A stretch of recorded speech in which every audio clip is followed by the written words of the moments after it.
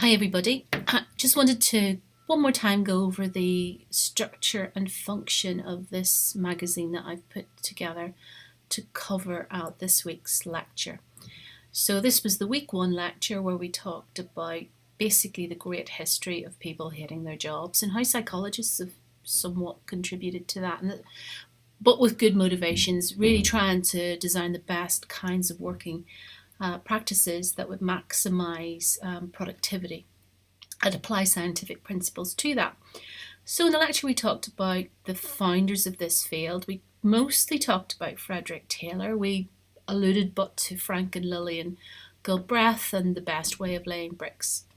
We didn't talk about Hugo Munsterberg, but these little prompts here are designed to give you some direction about the people that you should be looking up and researching. So there's not masses amount of detail in this the way that you would get in a textbook, because that's not the purpose of this. The purpose of this is so that you have, if you like, a foundation that you can go and do the additional reading, because at year 2 we don't hand everything to you. There's an expectation now that you use those research skills that you started to develop in year 1 to develop and expand your writing and your thinking. But to try and support and help you with that, I've put in these little self-assessed questions. They are designed with a purpose to prompt you to think. So it's all very well, I suppose, if you're writing an essay that covers all of the historical perspectives, but so what? So the point of this is so what? What are we still doing today that fits in with this? What have been the influences? So you can probably draw on some very available examples. For those of you that ever have worked in McDonald's, you know that everything's very time specific, but coffee houses, there are other lots of examples, but there's an enormous amount of literature in the psychology field that looks at call centres and the ways in which call centres have been designed to be so time and motion specific. And also, what about that? How does that affect the people that are working there? What happens to those individuals when they're working under that kind of environment? And we started to introduce that when we talked about this idea that, people don't respond particularly well to these kinds of time and motion studies. We know from the lectures that although the process of scientific management was very effective for companies like Ford Motors, they had to actually pay much more money to keep people in jobs. They just didn't want to stay and work under those kind of piecemeal, stressful environments. And around the 1960s, McGregor came up with this model, which is the XY theory.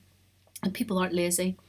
Actually, they want meaning and they want something from their job that includes goals, and they are intelligent and capable of imagination. And this all comes into this sort of movement of the socio-technical systems theory. Now, the Hawthorne studies were probably the first people to sort of tap this effect. They weren't part of the socio-technical systems movement, but they accidentally found that there was something else going on when people are measured and evaluated. So it's been enormously influential, but the Hawthorne people didn't know at the time that actually paying attention to people was actually a really important facet that influenced human performance. I've put in little red prompts as well to help you think a little bit for yourself about how these different things have actually impacted or what are the findings.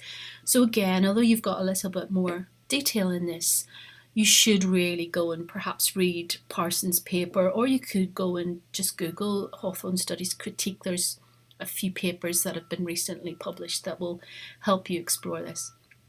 But the take-home message from the work of Hawthorne was actually people need people. People want to have other needs fulfilled in the workplace. And I talked in the lecture about how you've got these 80,000 hours to fill.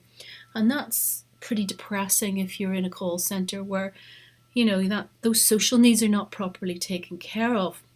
And I gave you a worked example basically about good hospital design. And in fact, this Rick's Hospital has become a pilgrimage for many people who are interested in good architecture. So there's also some little smart boxes for you to think about. So, just little prompts for you to explore. And we've also got this reflective question again to try and bring it back so it's got significance for you and meaning for you. So what does the social technical system for a student feel like? So, if you could work in one place in the entire university all day and couldn't work anywhere else, where would it be and why? So those are the kinds of things that you'd think about, and what makes it a nice place to be and what makes it a place where you can be very effective. We moved on then to talk about, employability and these 8,000 hours and why it's really important that you are happy in your job, but also pick up these employability skills.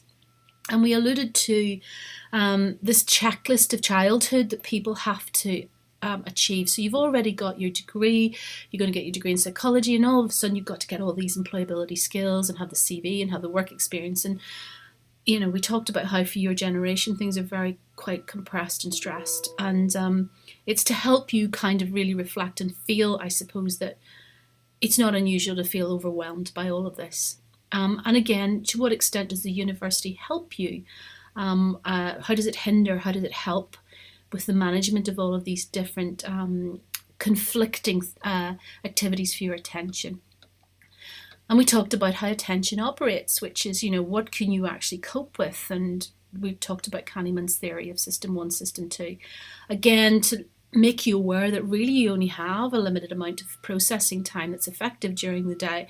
It's important that you figure out for yourself where it is that you can potentially direct that and use it most effectively. And we also did the little exercise where you look at what the most effective activities that you have are during the day, and that's where you should be putting your focus. I also introduced flow theory.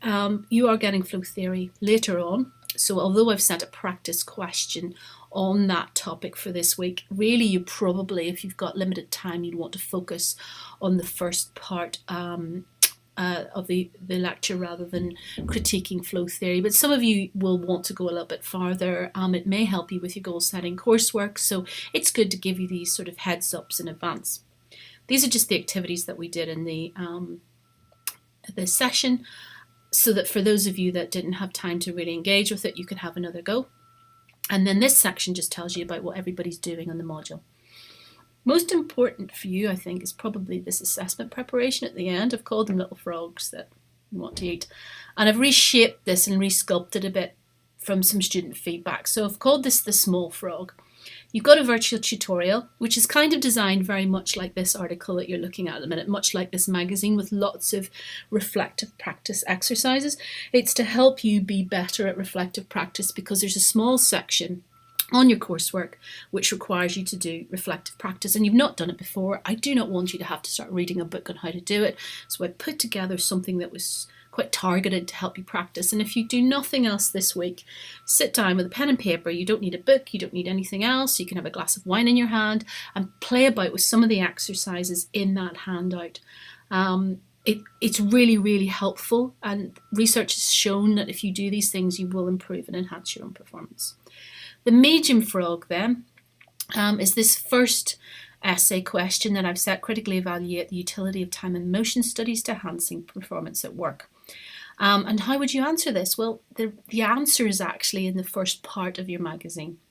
You can start using that information to answer your question, but you'd probably want to add some up-to-date thinking and some references. If you just regurgitate what is in this paper, you probably may pass, but it wouldn't be a fantastic pass. What you want to do is take it and make it your own.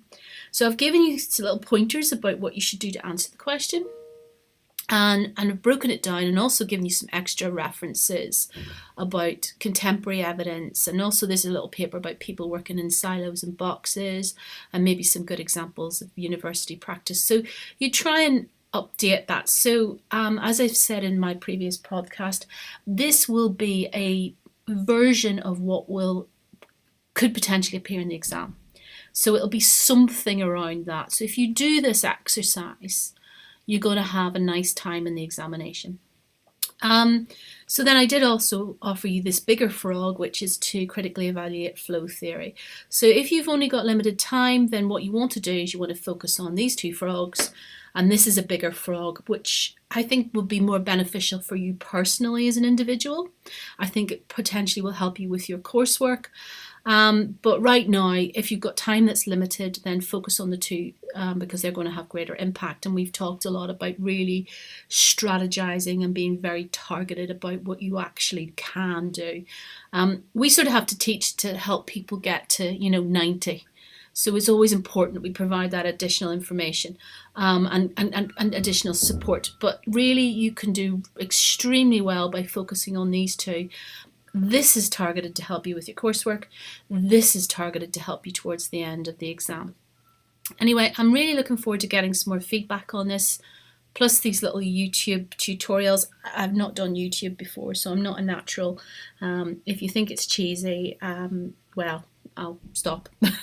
Okay, it's been really nice talking to you all again, and I'm looking forward to seeing you next week. Have a great weekend.